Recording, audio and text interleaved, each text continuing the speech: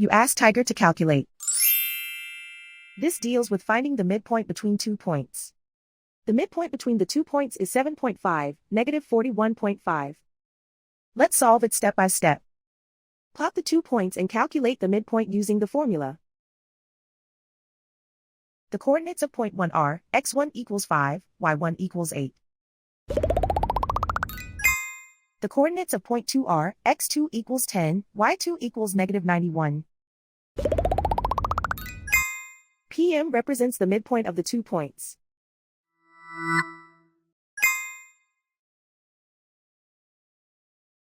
Use the x values in the midpoint formula to find the midpoints x. x1 equals 5.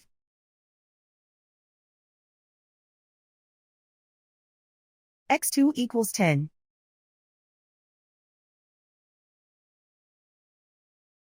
Simplify the arithmetic.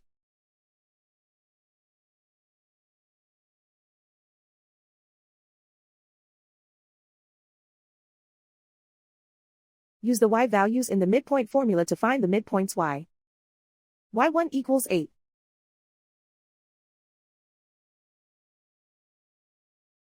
y2 equals negative 91. Simplify the arithmetic.